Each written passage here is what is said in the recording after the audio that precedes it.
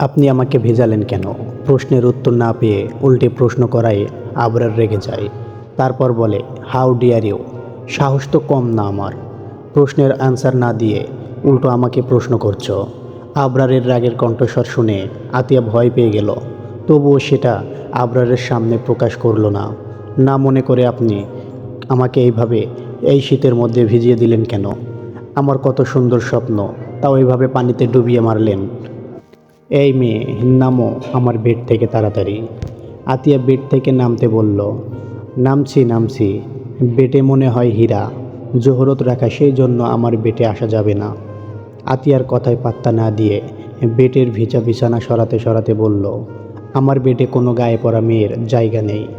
আর main main কথা, আমার মেয়েতে বড্ড অ্যালার্জি। যত দূরে থাকবে ততই নিজের জন্য ভালো হবে মেয়ে। আতিয়া ওয়ার্ডবোর্ড থেকে একটা থ্রি পিস বাহির করে ওয়াশরুমে যেতে যেতে বলল, কি এক নির্জীব মানুষ, যে তার কাছে না গেলে মনে হয় আমার চলবে না, যত সব। এইসব বলে আতিয়া ওয়াশরুমে ঢুকে ওয়াশরুমে দরজাটা জোরে শব্দ করে লাগিয়ে দিল। এইদিকে আবরার আতিয়ার বলা একটা কথা মাথায় ঘুরপাক খাওয়া হচ্ছে। শেষমেশ মুখে বলে ফেলল, নির্জীব মানুষ, সূর্যের মতো তেজ তোমার, চাঁদের মতো কর ঝলমল, তিমিরে ঢাকা আধার রাতে তোমাকে খুঁজি বারবার, মনের মাধুরী মিশে আছো তুমি শতবার, এইভাবে না খেলে ধরা দাও এই জোছনায়। বাবা, পান ভোমরা, এত ছন্দময় কথা কার জন্য? আমার জামাই জানের জন্য। আতিয়া ভ্রু কুচকে বলল, কে তোর জামাই? ফারিয়া চোখ বন্ধ করে বলল, তাহসিন রাকিব। আতিয়া ফারিয়ার পিঠে হালকা থাপ্পড় মেরে বলল, শালি, ওই তাহসিন সাকিবের ভূত লেগেছে তোর। জানো, নামটা অন্তত ঠিক করে বল। তাহসিন রাকিব নট সাকিব পিউ। ওই হলো একটা, হলো একটা না। ও আমার জান পরাণ, আমার কলিজা, আমার কিডনি, আমার ফুসফুস, আমার হাত পা কান নাক চুল, ঠোঁট জিভ আর কিছু থাকলেও সেগুলো। ফারিহার কথা শুনে আতিয়া মাথায় হাত দিয়ে বলল, হায় আল্লাহ, এ পাগল মাইয়াকে দিয়ে আমি কি করব এখন? আতিয়ার কথায় ফারিহা ভাবলেশীনভাবে বলল, বেশি কিছু না জানো, জাস্ট আমার প্রাণপ্রিয় পরাণের স্বামী তার কাছে আমাকে দিয়ে আয়, তাহলে হবে।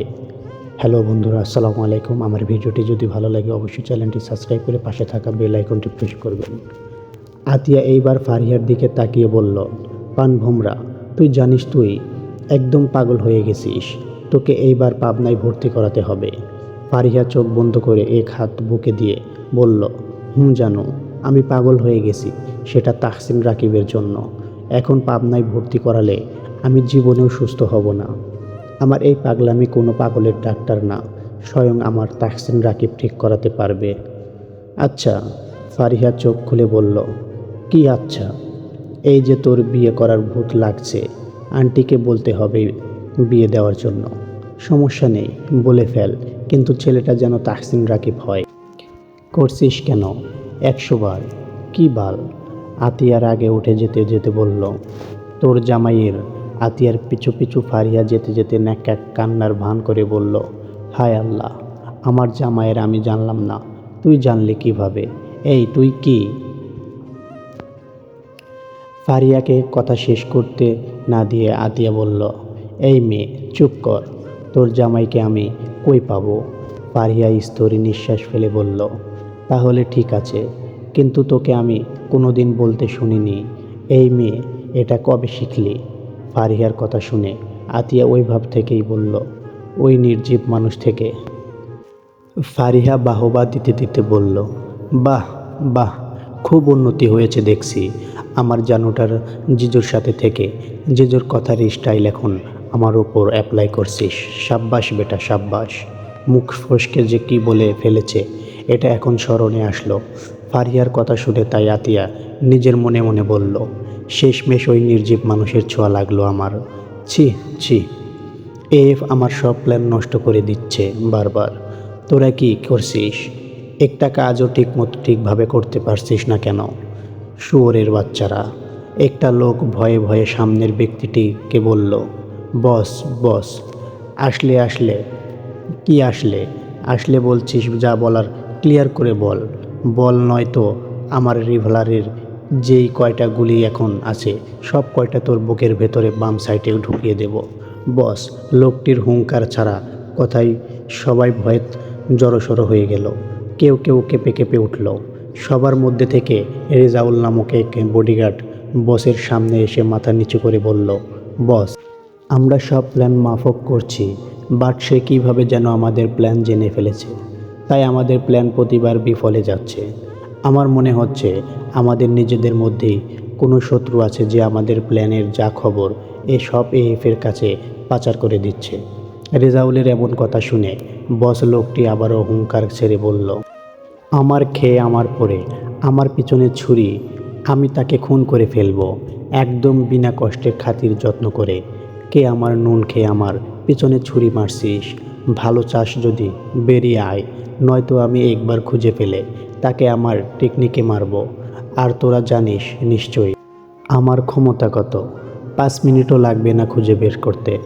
বস লোকের কথা হুঙ্কারে আবারও সবাই ভয়ে জোরে সরো হয়ে গেল।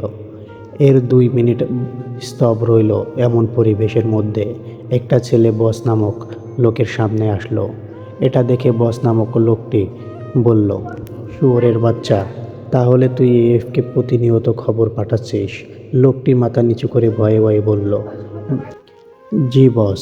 বস লোকটি তার রিভলভার বাহির করে লোকটির বুক বরাবর টার্গেট করে বলল, আমার খেয়ে আমার পরে, আবার আমার খবর অন্যকে দিস, ইস ভেরি ব্যাড। এখন উপরে গিয়ে এএফের জন্য কাজ করিস, বাই বাই। এই বলে বস শ্যুট করে দিল, আর সঙ্গে সঙ্গে লোকটি মাটিতে লুটিয়ে পড়ল। তারপর বস নামক লোকটি সবাইকে উদ্দেশ্য করে বলল, আমার খেয়ে আমার পরে, অন্যকে সাহায্য করা, তাই শুধু ট্রেইলার দেখালাম, এইবার আর কেউ এমন কাজ করলে ডাইরেক্ট সিনেমা দেখাবো। Got it. সবাই এটা শুনে শুধু মাথা নিচু করে রইল, কেউ কোনো কথা বলল না।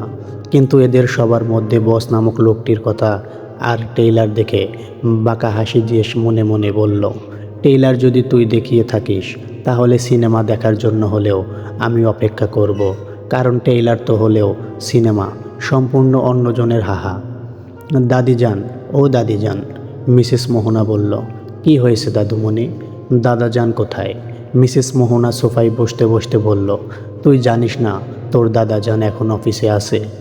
আতিয়া ওহ মিসেস মোহনার পাশে গিয়ে বসতে বসতে বলল, ভুলে গিয়েছিলাম দাদিজান, মাথায় তেল দিবে? কি অবস্থা চুলের? আতিয়া এইবার সোফা থেকে নেমে নিচে বসলো, আর মিসেস মোহনা আতিয়ার মাথায় তেল দিয়ে দিল, তারপর সুন্দর করে বিউনি গেঁথে দিল। আচ্ছা দাদিজান, একটা কথা বলি। দাদুমণি বলো, তোমার আর দাদাজানের বিয়ে কিভাবে হয়েছিল? মিসেস মোহনা এইবার কথা শুনে বলল, সে অনেক কাহিনী। আতিয়া নিচ থেকে উঠে আবারও সোফায় বসে মিসেস মোহনার 2 হাত ধরে বলল, প্লিজ দাদিজান, প্লিজ বলো, বেশি বড় না, শর্টকাটে বলো। আতিয়ার এমন জোরাজোরিতে মিসেস মোহনা মুচকি হেসে বলল, আচ্ছা বাবা, আচ্ছা আমি বলছি। বলো, তাড়াতাড়ি বলো। মিসেস মোহনা বেগম এইবার বলতে শুরু করলেন, ভাই। এএফ বলল, কি হয়েছে আরিফ? ভাই, আমাদের যেই লোক ব্ল্যাক ডেম গ্রুপে ছিল আমাদের খবর পাঠানোর জন্য। এএফ বলল, তাই কি হয়েছে? ভাই, অরিশ তাকে শ্যুট করেছে। আরিফের কথা শুনে এএফ ডান হাতের তর্জনী আঙ্গুল দিয়ে কপালের একপাশে সাইড করতে করতে বলল, লাশ কোথায়? আরিফ, ভাই দাফনের কাজ চলছে। এএফ বলল, ওহ, আর শোন, ওই পরিবারের যাবতীয় খরচ আমার থেকে নিবি, আমি দেব, ওকে? আরিফ বলল, জি ভাই। এএফ বলল, আচ্ছা। দাঁড়ালো না, সেই জায়গায় গাড়িতে উঠে বসলো এএফ, এর সাথে আরিফও উঠে বসলো। তারপর তারা অজানা গন্তব্যে পাড়ি জমালো।